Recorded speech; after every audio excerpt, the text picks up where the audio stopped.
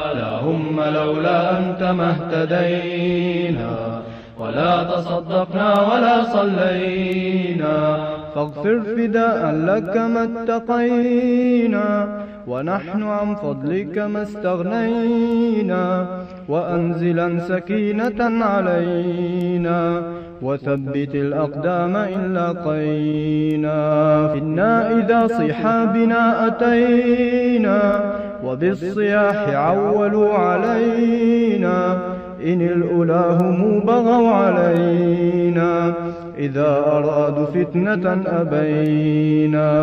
هم لولا أنت ما اهتدينا ولا تصدقنا ولا صلينا.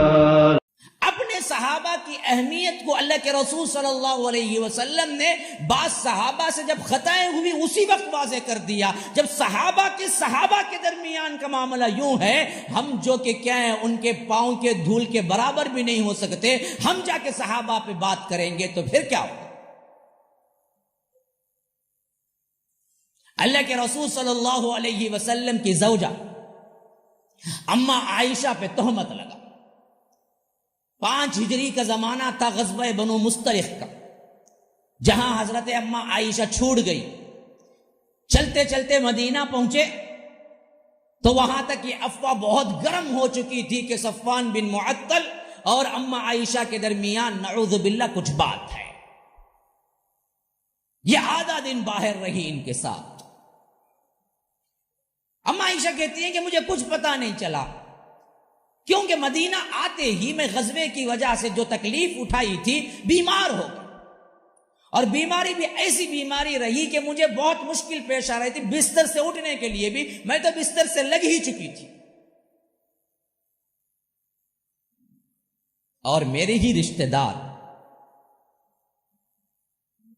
جو حضرت ابو بکر صدیق بڑے ہی اخلاق اور بڑے ہی اقربا پروری، یعنی اقربا کے لیے، رشتہ داروں کے لیے حسن سلوک کے معاملے میں بہت مشہور تھے، خاص ایک خاندان کو پورا غلہ، اناج، ماہانہ سودا، جو بھی ضرورت کی چیزیں سی سب دیا کرتے تھی، جن کا نام تھا مستح، ام مستح، ابو مستح۔ ان تمام کے گھر کو حضرت ابو بکر سنبھال رہے تھے، یہ رشتہ دار بھی پڑتے۔ تو اس حیثیت سے ام مستح ان کے پاس بیٹھی ہوئی تھی تیمارداری کے لیے اما عائشہ کے پاس، جبکہ اما عائشہ کو کچھ بچا نہیں تھا، اچھا کہ 20 دن گزر چکے تھے کہ ان پر تہمت لگ کے اللہ کے رسول پریشان تھے، ہر روز پریشان، اور اصحاب رسول اللہ سے پوچھتے کہ تم نے عائشہ میں کوئی برائی دیکھی؟ ہر صحابی کہتا کہ اللہ کے رسول عائشہ میں ہمیں کوئی برائی نہیں دیکھی، حتیٰ کہ خاص صحابہ کو بلا کے پوچھا کہ عائشہ میں تم نے کوئی برائی دیکھی؟ کہا کہ کوئی برائی نہیں دیکھی۔ ابو بکر سے پوچھا، وہ تو باب تھے، وہ کیا کہتے؟ حضرت عمر کو بلا کے پوچھا تو عمر نے کہا کہ ہم نے تو کوئی برائی نہیں دیکھی۔ بعض روایتوں میں ہے تو یہ جواب دیا کہ اللہ کے رسول آپ نے اپنی مرضی سے شادی کی اما عائشہ سے یا وحی کے حساب سے شادی کی؟ نبی کا ہر کام وحی کے مطابق ہوتا ہے۔ حضرت محمد رسول اللہ صلی اللہ علیہ وسلم نے کہا کہ میں تو کیا ہے، خواب میں مجھے فرشتے نے دکھلایا کہ یہ آپ کی زوجہ ہیں۔ اللہ کے رسول نے خود کہا اما عائشہ کا نکاح کے ہونے سے پہلے ہی اللہ تبارک و تعالیٰ نے ایک فرشتے کو کیا ہے، ایک خوبصورت ترین اوڑھنی دے کے بھیجا ہے۔ فرشتہ لایا تھا، جس کو ڈھکن اٹھایا یا اس کا اوڑھنا اٹھایا تو اما عائشہ تھی، اور فرشتے نے کہا یہ آپ کی زوجہ جنت میں بھی ہے، آپ کی زوجہ دنیا میں بھی ہے۔ تو اللہ کے رسول نے کہا تو میں تو اللہ کے حکم سے شادی کیا۔ تو کہا کہ اے اللہ کے رسول، جب ہم اپنے لیے بیوی تلاش کرتے ہیں تو سب سے اچھی بیوی، سب سے اچھی خصلت کی اور سب سے اچھے مزاج کی پاک دامن تلاش کرتے ہیں، جبکہ اللہ نے تلاش کر کے دی تو کیا اس میں کوئی زخم ہوگا؟ کیا اس میں کوئی سقم ہوگا؟ کیا اس میں کوئی بیماری ہوگی؟ اما عائشہ تو پاک ہے بالکل، انتخاب تو رب العالمین کی طرف سے ہوا ہے، پھر بھی پروپیگنڈا اتنا زیادہ تھا کہ اللہ کے رسول بھی سنبھال نہ سکے۔ اسی وجہ سے بتاتا ہوں میں کہ ہمیشہ یہ افواہیں جو اڑاتے ہیں نا، یہ کبھی کبھی افواہیں اتنی مضبوط کام کرتی ہیں، بڑے بڑے جنگ نہیں کام کر سکتے۔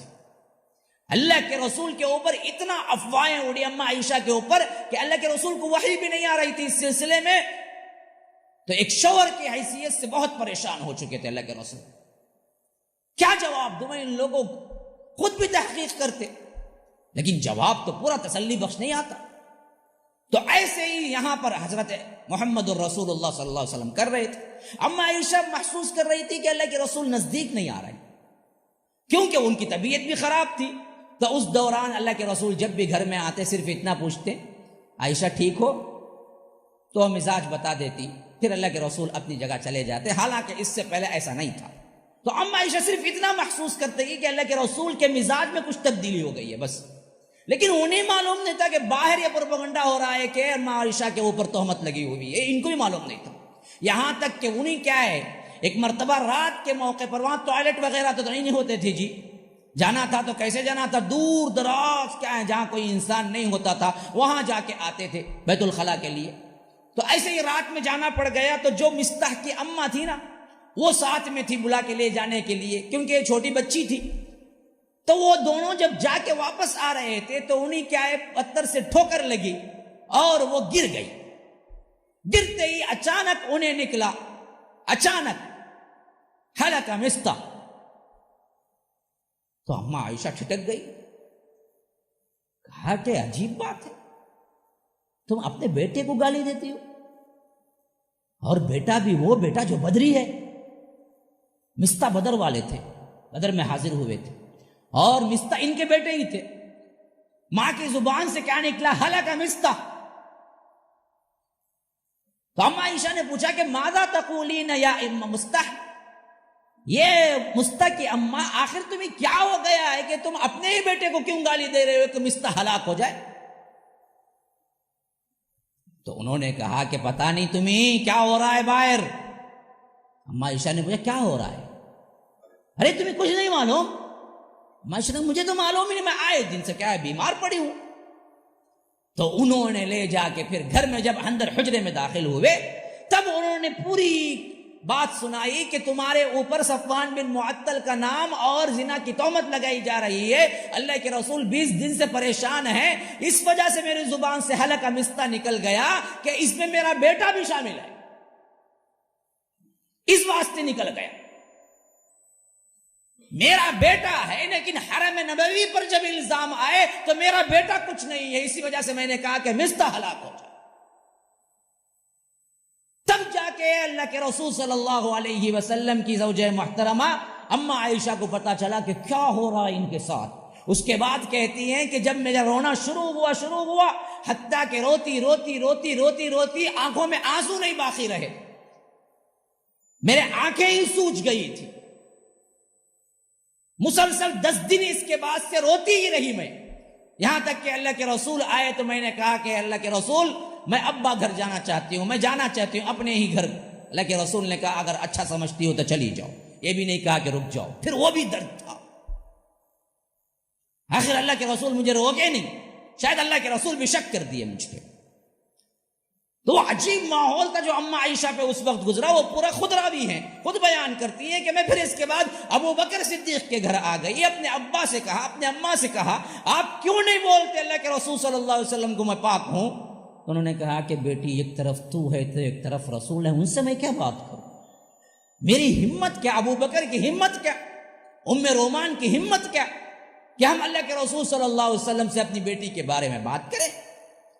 تو ہی بتا، اگر کچھ غلطی کر دی ہے تو معافی طلب کر لے، اللہ معاف کر دے گا. ابھی اس کے بعد حضرت محمد الرسول اللہ صلی اللہ علیہ وسلم کبھی بھی آتے تو صرف اتنی بات کرتے کہ عائشہ اللہ بڑا معاف کرنے والا ہے، اگر کوئی غلطی ہو گئی معافی مانگ لو، اللہ تعالیٰ معاف کرنے والا ہے. تو اس وقت کہتی ہیں کہ اماں عائشہ میرا تو دل کیا ہے درد سے پھٹا جا رہا ہوتا کہ میں مانتی تھی، میں جانتی تھی کہ میں پاک صاف ہوں، لیکن پھر بھی مجھ سے کس بات کی معافی مانگنے کے لیے اللہ کے رسول صلی اللہ علیہ وسلم کہہ رہے تھے. اب یہ سب کچھ اگر علم غیب ہوتے ہوئے اللہ کے رسول نے کیا تو کیا بدبختی کہنا چاہتے ہیں کہ اللہ کے رسول نے ناٹک کیا؟ نعوذ باللہ ثم نعوذ باللہ ثم نعوذ باللہ. اللہ کی پناہ مانگتے ہیں ہم ایسے الفاظ استعمال کرنے سے. جو لوگ یہ دعویٰ کرتے ہیں اللہ کے رسول کو سب معلوم ہے، تو آخر کار اتنی درد مندی کے ساتھ اتنا رونا اور اماں عائشہ کا اتنا سفر ہونا کیوں اللہ کے رسول نے برداشت کیا؟ چھٹ نہیں کہہ دیتے، جھوٹ بولتے ہو میری بیوی بالکل پاک ہے. وہی نہیں اتری تو اللہ کے رسول بھی پریشان تھے، جس طرح ایک شوہر پریشان ہوتا ہے اپنی بیوی کے معاملے میں. غیب کا علم تھا تو پہلے ہی کہتے تھے. آخر 30 دن 40 دن تک ان کا رونا اور اللہ کے رسول کا پریشان ہونا کیا ناٹک تھا؟ پھر نعوذ باللہ ثم نعوذ باللہ ثم نعوذ باللہ کہتے ہوئے دل کیا ہے زبان پہ آنے لگتا ہے کہیں اللہ تعالیٰ اس پر بھی مواخذہ نہ کر لے مجھے. تو اتنی بڑی تہمت، علم غیب ہوتا تو پھر اللہ کے رسول نے یہ سب کیوں کیا؟ عائشہ کیوں روتی رہی؟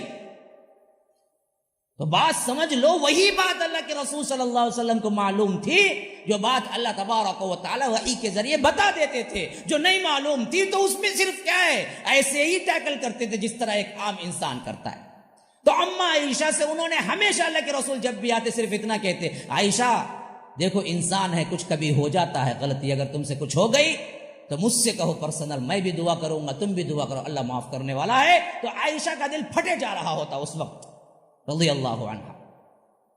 وہ صرف اتنا جواب دیتی کہ اللہ بہتر جانتا ہے، اللہ بہتر جانتا ہے. میں وہی کہوں گی جو یعقوب نے اپنے بیٹے کے سلسلے میں کہا تھا، فصبر جمیل، سب سے اچھا خوبصورت ترین کام صبر ہے، میں صبر کروں گی، میں کچھ نہیں بولوں گی. اللہ کے رسول اپنی صفائی میں کچھ نہیں. کبھی کبھی درد اتنا ہوتا ہے نا جی انسان کے اوپر، جب کوئی تھپا لگتا ہے نا اور وہ اتنا پاک صاف ہو اور اس کے اوپر کوئی الزام لگے تو وہ کبھی کبھی اپنی صفائی میں کچھ نہیں کہتا کہ اللہ دیکھنے والا ہے. بھائی وہی حالت ام عائشہ کی تھی اس وقت.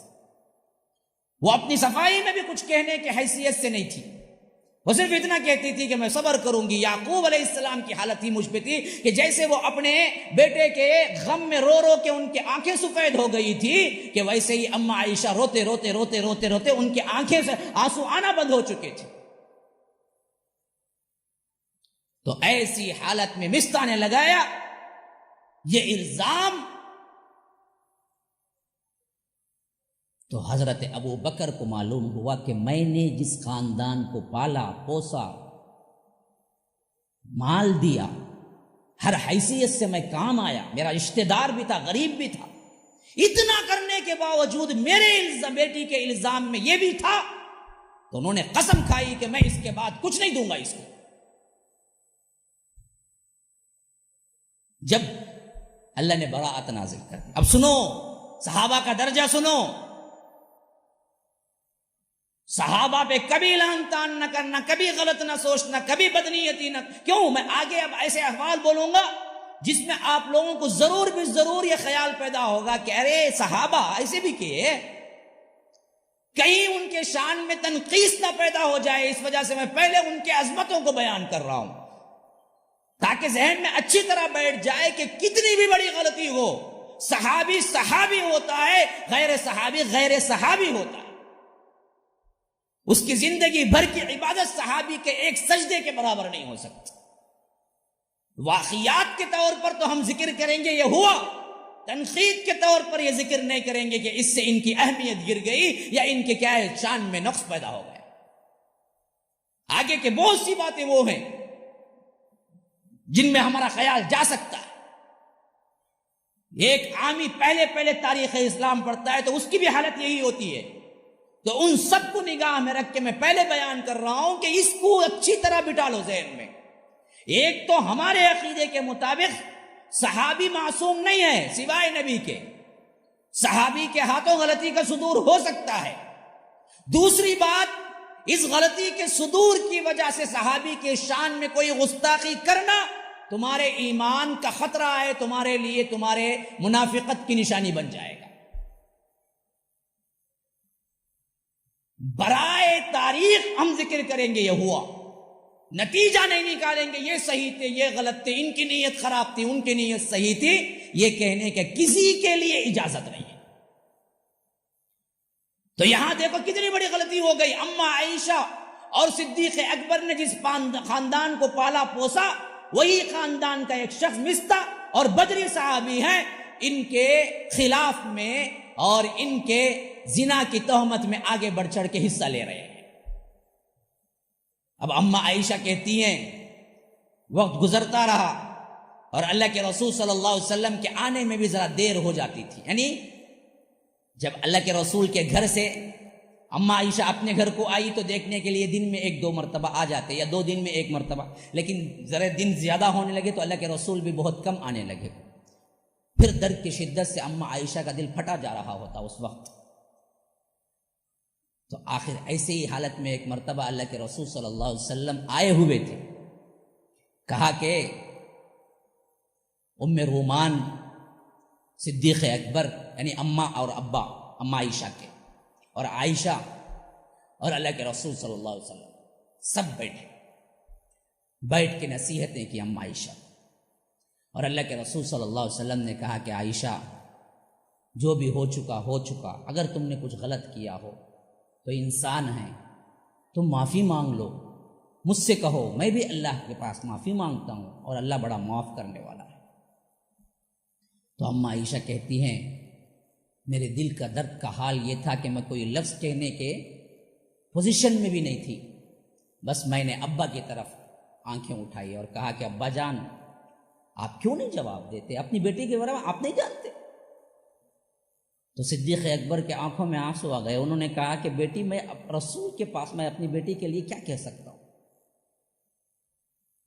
میں نے پھر امی کی طرف آنکھیں اٹھائی، کہا کہ آپ کیوں نہیں کہتے؟ آپ نہیں جانتے آپ کی بیٹی کو؟ ام رومان نے کہا کہ بیٹی اللہ کے رسول کے خلاف ہم کیا بول سکتے ہیں؟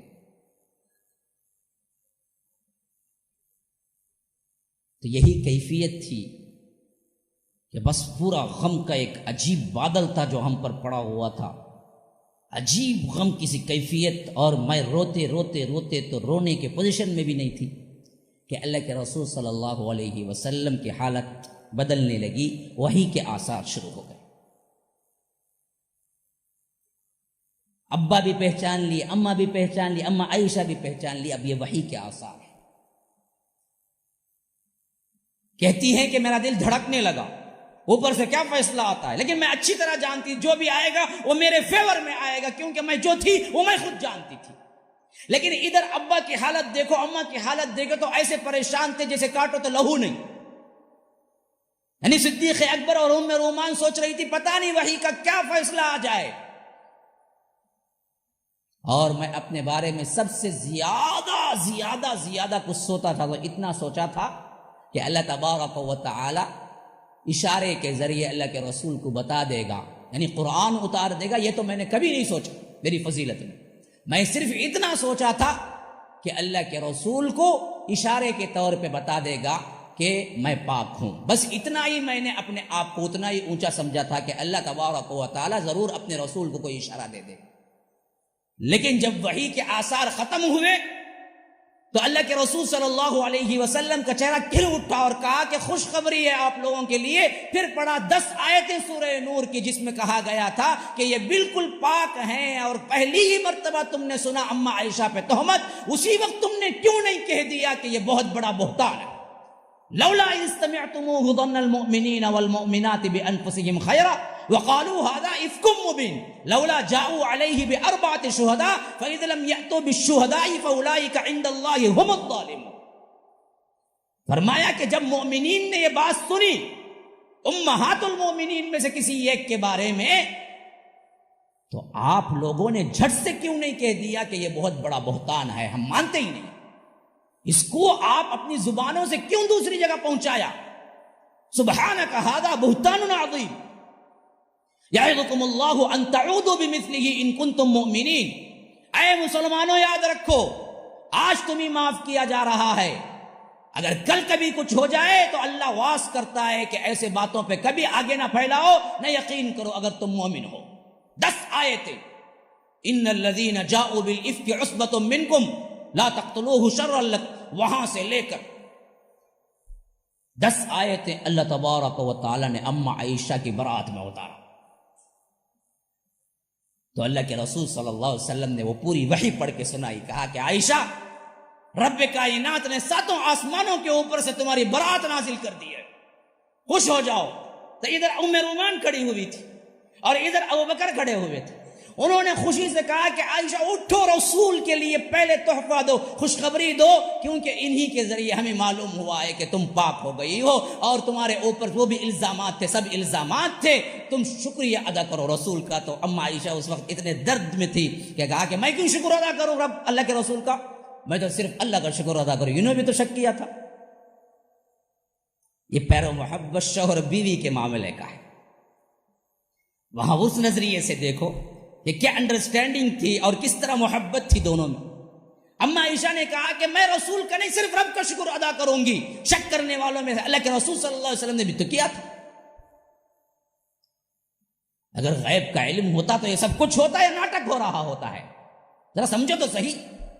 یہ واقعہ میں اپنی طور پہ جاؤ جس سیرت کو تم پڑھنا چاہو پڑھو، یہ واقعہ وہاں پر موجود ہے.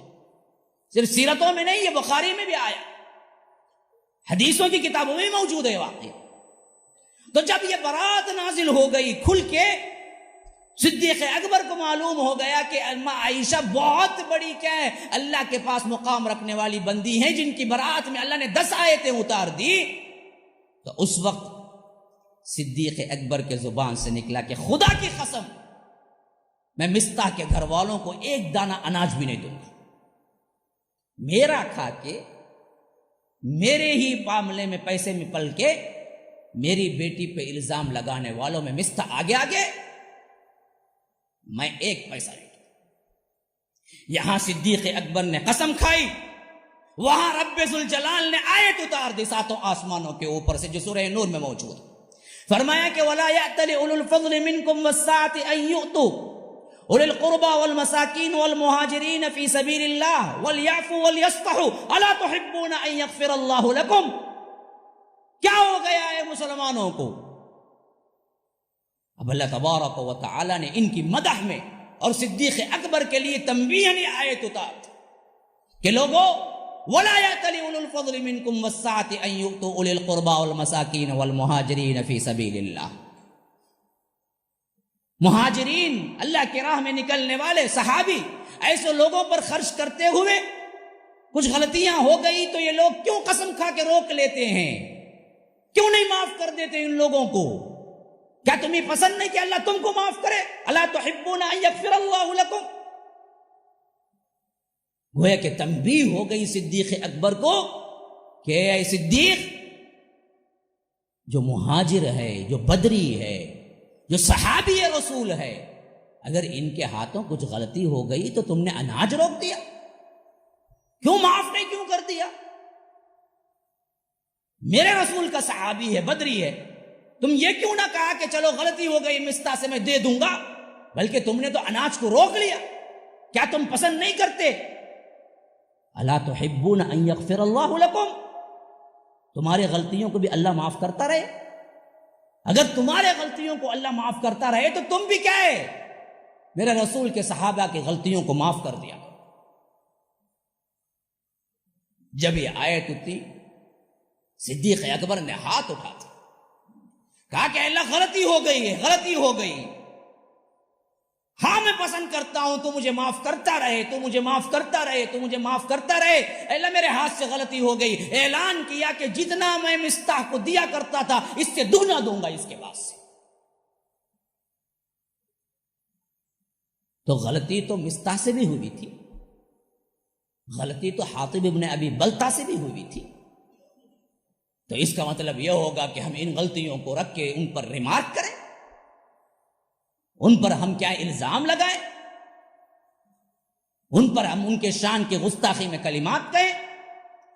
جب یہ معمولی صحابہ بنسبت حضرت عثمان غنی کے اتنے فضیلت والے تھے کہ ان کی مدح میں قرآن کی آیتیں اتر گئی، تو حضرت عثمان بن عفان نے اپنے دور خلافت میں کچھ اپنے اجتہادی مسائل میں کچھ غلطیاں کی ہیں، جس کو اللہ تبارک و تعالی نے معاف کر دیا یا ان کو اس پر ثواب بھی دے گا. اس کو لے کے آج ہم گفتگو کریں کہ عثمان نے یوں کیا یہ غلطی، یوں کیا یہ غلطی، یوں کیا یہ غلطی. واقعتاً صحیح تھا، ان کا قتل جائز ہی تھا، اچھا ہی ہوا قتل ہونے سے کیا حضرت علی بنے. یہ بولنا کتنی بڑی گستاخی ہے، جو کہ آج بے باکی سے ہم امت کے اندر سنیوں نے بھی تبصرہ کیا ہے. کیونکہ آپ لوگوں نے کتابیں نہیں پڑھی ہوں گی، آپ کو پتہ نہیں ہوگا. ورنہ تو کیا ہے، اس معاملے میں سنی بھی برابر ہیں، شیعہ بھی برابر ہیں، خوارج بھی برابر ہیں، جنہوں نے حضرت عثمان کی زندگی اور سیرت کو داغدار بنانے میں بڑی لمبی کوششیں کی. تو مسلمانوں، اصحاب رسول اللہ صلی اللہ علیہ وسلم کی عظمت کو پہچانو کہ اصحاب رسول اللہ صلی اللہ علیہ وسلم کے معاملے میں اسلاف کا تمام متفقہ فیصلہ یہی ہے کہ اگر تم ان کے مشاجرات، ان کے جھگڑوں کے معاملے میں تمہارے پاس روایات پہنچے تو تمہیں کوئی حکم نہیں لگانا ہے، خاموشی اختیار کر کے کہنا ہے کہ انہوں نے جو بھی کیا اجتہادی غلطی سے کیا، اور اجتہاد کرنے والے کو اگر غلطی بھی کیا تو اللہ ایک ثواب دینے والا ہے، صحیح کیا تو 2 ثواب ملیں گے، تو کوئی گناہ نہیں ہے ان کی صحابیت میں کوئی شان تنقیص کا لفظ استعمال نہیں کر سکتے۔ تو اب آئیے اس سلسلے کو جب ذہن میں اچھی طرح بٹھا لیں گے تو میں آپ کو آگے لے کے چلوں گا کہ 34ویں ہجری میں، اور خاص کر کیا ہے 24ویں خلافت راشدہ کے ساتھ جب حضرت عثمان پر پے در پے الزامات کا سلسلہ شروع ہوا، کوئی کہتا تھا کہ آپ کے گورنر برابر نہیں، کوئی کہتا تھا کہ اقربا پروری کیے، کوئی کہتا تھا کہ آپ اپنے گورنروں کو بہت چھوٹ دے چکے ہیں، کوئی کہتا تھا فلاں، کوئی کہتا تھا فلاں۔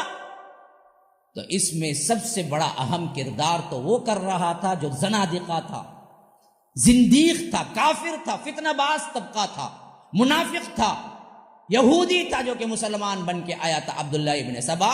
اس کا معاملہ تھا جو وہ جوڑ رہا تھا، ایک کے بعد دیگرے، ایک کے بعد دیگرے، ایک کے بعد دیگرے، یہاں تک کہ یہ معاملہ بڑا تو حضرت عثمان غنی نے اعلان کر دیا کہ بھائی اس سال کے حج میں تمام گورنر اور جن جن کو جو شکایت ہے وہ سب مل کے حج کے موقع پر آ جائیں، میں بالمشافہ ان سب سے بات کروں گا۔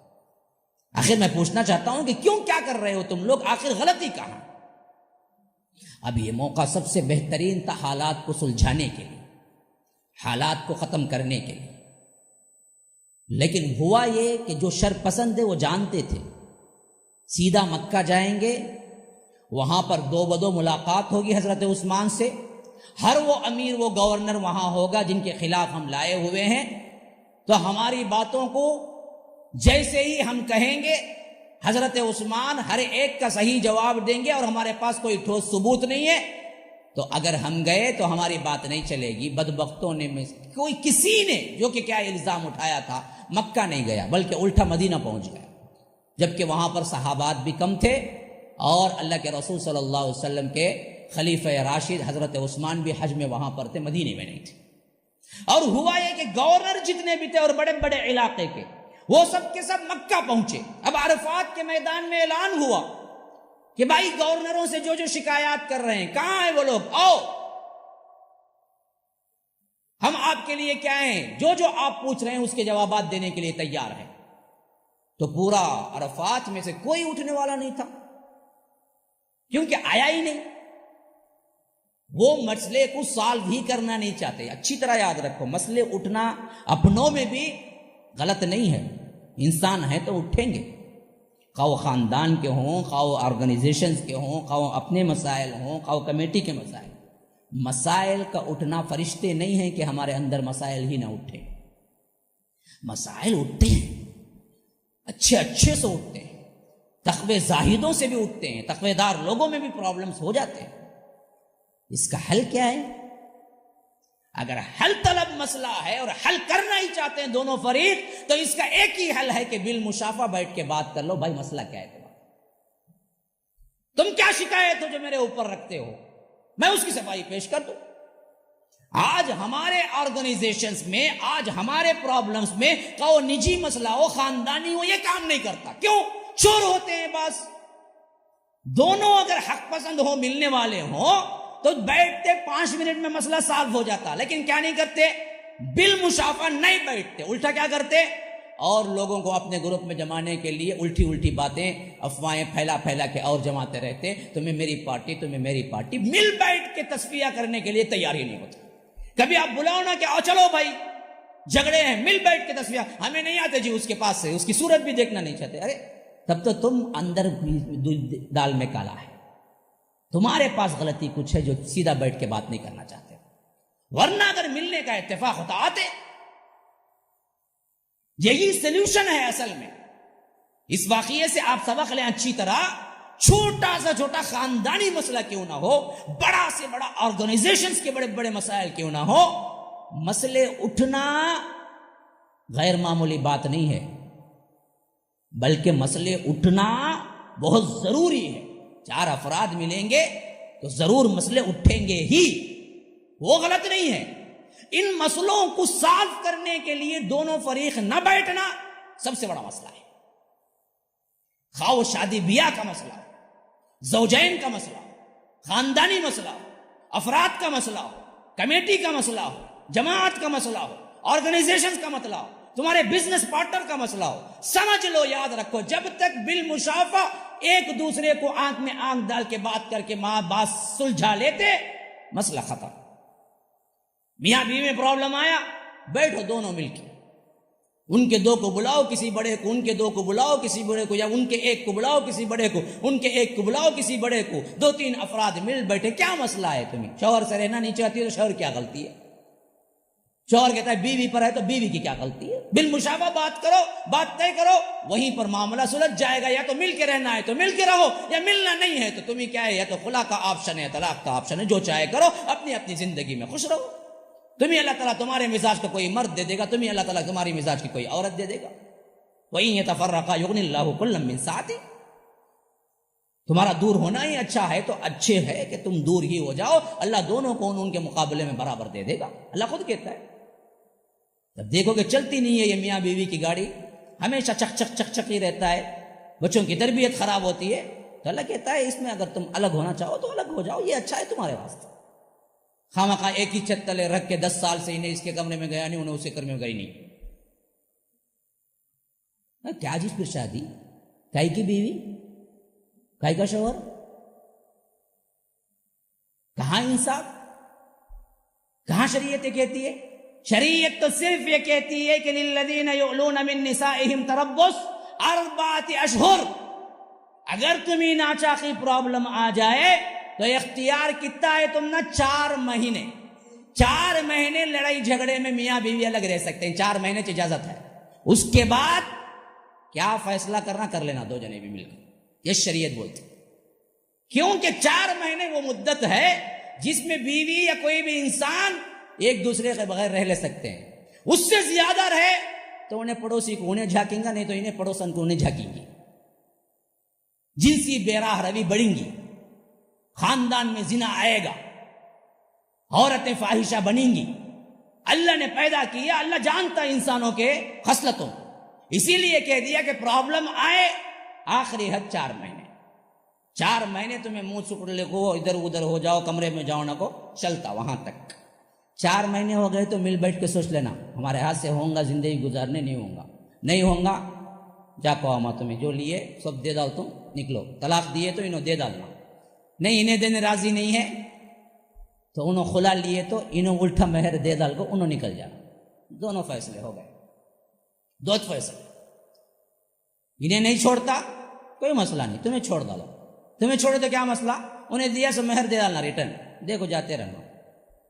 اتنا اچھا. بعض لوگ بولتے طلاق نہیں خلا لے لو. ہاں خلا کل کو لیں گے ہمیں، ہماری بیٹی کیا کرتے جی لے ہوتے تمہیں اچھا تمہیں جائیں گے، اس کی زندگی گزریں گی. نہیں جاؤ کورٹ میں جاؤ، 7 سال 8 سال تمہارا خلا کا مسئلہ چلتا رہا، انہیں بوڑھی ہو جائیں گے. بعض لوگ کیا سمجھتے خلا کل کو لیں گے ہمیں، ہماری کیا غلطی. ارے بھائی چھٹکارے کا مسئلہ، بھائی تمہاری اور زندگی بننا نہیں، بیٹی کی آگے بڑھنا نہیں. اس میں کائی کی نیک نامی میں بدنامی کا مسئلہ آ گیا، اس میں بے عزتی کا مسئلہ آ گیا، وہ نہیں دیتا تم لے لو، کہیں شادی کر دو، اچھی زندگی شروع ہو جائے گی پھر اس کی.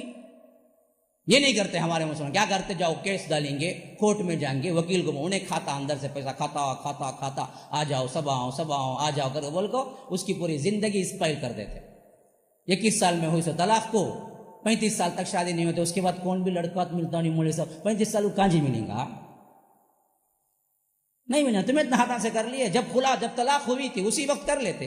جب پرابلم ہوا تھا، اگر یہ بدبخت طلاق نہیں دیتا تم خلا لے لیتے، شادی ہو جاتی کسی کہیں بھی. آج ہمارے لوگوں کو یہ آئیڈیا ٹیکل کرنے تک نہیں آتا. کتنے ماں باپ ہیں جن کو مسائل بھی معلوم نہیں کہ مسائل کریٹ ہو جائیں تو اپنی بیٹیوں کو کیا سلا دیں وہ بھی معلوم نہیں. کبھی کبھی مسائل میرے پاس میں سوچتا کہ اس کے لیے ایک کیا مینیج ایک گروپ بنانی چاہیے ان لوگوں کو صحیح فیصلے دینے کے لیے کہ ان کو کیا کرنا چاہیے ایسے وقت میں. پتہ ہی نہیں ہوتا ان لوگوں. بیٹیاں جن لیے، بڑی کر لیے، شادی کر کے بھی دے دی، لیکن مسائل معلوم نہیں کیسے حل کرنا. ایسے کتنی بچیوں کے کیا ہے زندگی اس پہل ہے کہ وہ اگر اسی وقت خلا لے لیتے مسئلے ختم ہو جاتے. ضد میں آ جاتے, اکڑ میں آ جاتے, میری بیٹی کو کیسا میں کھلا لوں گا میں. ارے یہاں تمہاری بیٹی کے اکڑ کا مسئلہ نہیں, تمہارے باپ کے نام کا مسئلہ نہیں ہے, بچی کی زندگی کا مسئلہ ہے. تم لے لو تو مسئلہ حل ہو جاتا. شریعت نے تو حل رکھا ہے. تو مسائل کا کیا ہے, دو بدو بیٹھ کے حل کر لیں. دو بڑو جو ہے آؤ بیٹھو. اب اچھی طرح آپ نوٹ کر لے سکتے ہیں, دو فریق پرابلم آئے اور آپ بولے چلو بھائی بیٹھ کے کر لیں گے. 100% جو فریق حق پہ ہے نہیں, سیدھے جو ٹائم بولے جب بولے آ کے بیٹھا رہنگا. جس میں دال میں کالا ہے نہیں, انہیں ٹائم کو بھی نہیں آئیں گا, کن مگیں گا ایسا ویسا, مجھے کام ہے نا, مجھے یہ ہے نا, میں وہ ٹائم میں کیسا ہوں, میں وہاں کہیں کو بیٹھوں. یہ بولا تو سمجھ لو اصل انیس مختی بول کے, اس کے اندر ہی دال میں کالا ہے. سیدھے سیدھے بات کرنے آیا ہے تو اس کا دل صاف ہے.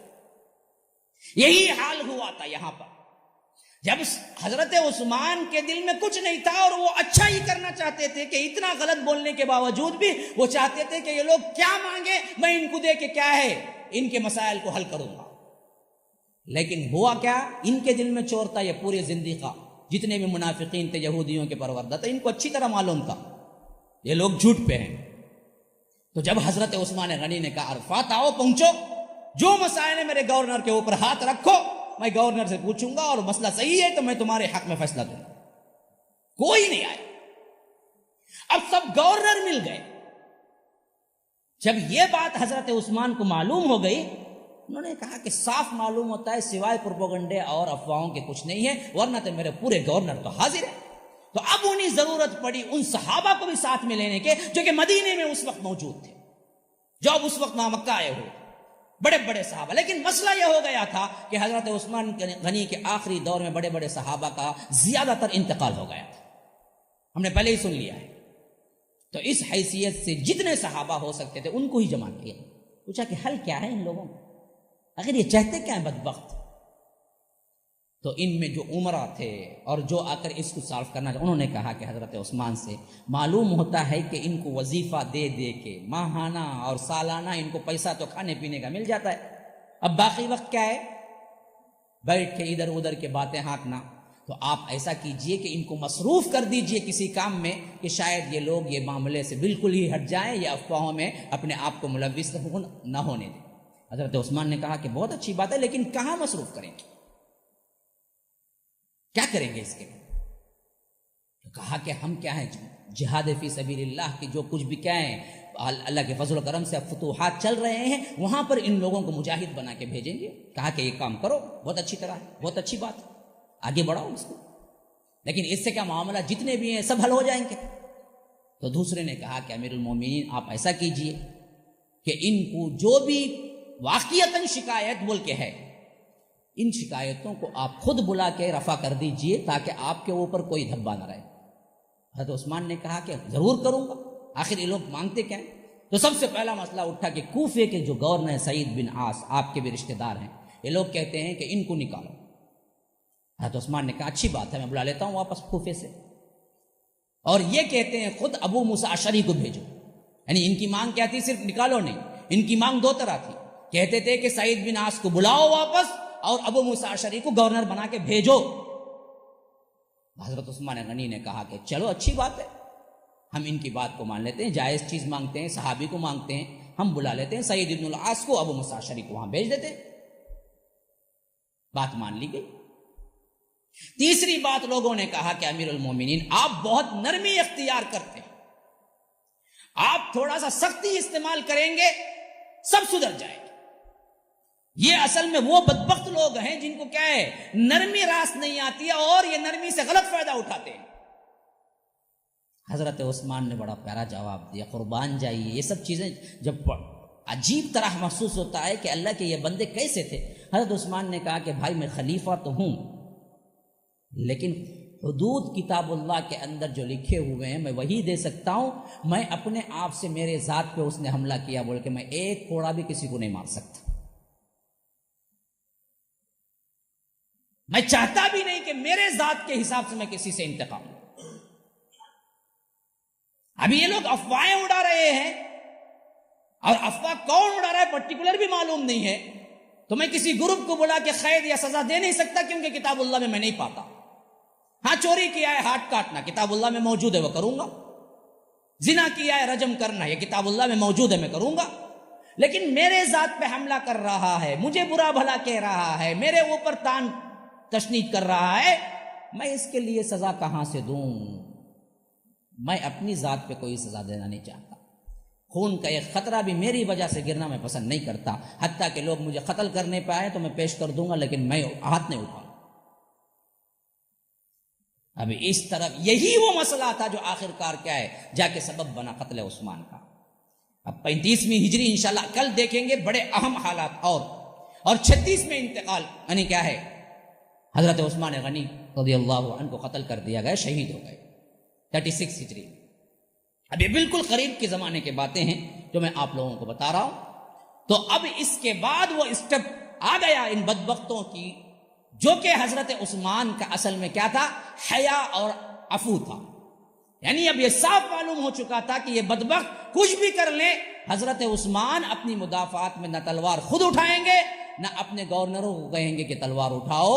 تو جب معلوم ہو گیا ان منافقوں کو اچھی طرح کہ حضرت عثمان اپنی مدافعات میں تلوار نہیں اٹھائیں گے، تو ان بدبختوں نے تلوار اٹھا لیا، کہا کہ ہم کو قتل کریں گے۔ اور جو صحابی نے جو پہلے بات کہی عثمان غنی قربان جائیے، جنہوں نے کہا کہ میں اپنی ذات میں مسلمانوں کا ایک خطرہ بھی بہانے کے لیے تیار نہیں ہوں، واقعتاً انہوں نے مسلمانوں کے اندر کوئی ایک خطرہ نہیں بہا، لیکن اپنا خون دے دیا۔ آپ مظلومانہ قتل ہو گئے، لیکن آپ رہے تک مسلمانوں کے 2 افراد میں بھی جنگ نہیں ہوئی، تاکہ میں مسلمانوں کو 2 افراد میں بھی میرے لیے جنگ کرنے نہیں دوں۔ حضرت معاویہ سے سختی سے کہہ دیا، انہوں نے کہا کہ آپ صرف ایک حکم دے، 12,000 کا لشکر لا کے مدینے میں رکھتا ہوں، میں شام کا امیر ہوں اور میرے پاس بہت جنگی فوجی ہیں۔ کہا کہ نہیں ہو سکتا، میرا حکم ہے کہ تم ایک آدمی کو بھی نہیں لاؤ گے میرے لیے حفاظت کرنے کی۔ تو حضرت معاویہ مجبور ہو گئے، خلیفے کا حکم ہے، تنہا مدینے میں رہے، مظلومانہ قتل ہو۔ جزاکم اللہ خیرا، السلام علیکم ورحمۃ اللہ وبرکاتہ، سبحانک اللہم وبحمدک، اشہد ان لا الہ الا انت، استغفرک واتوب الیک۔ اللهم لولا أنت ما اهتدينا ولا تصدقنا ولا صلينا، فاغفر فداء لك ما اتقينا، ونحن عن فضلك ما استغنينا، وأنزلا سكينة علينا، وثبت الأقدام إن لاقينا، إنا إذا صحابنا أتينا، وبالصياح عولوا علينا، إن الأولى هم بغوا علينا، إذا أرادوا فتنة أبينا، هم لولا أنت ما اهتدينا ولا تصدقنا ولا صلينا،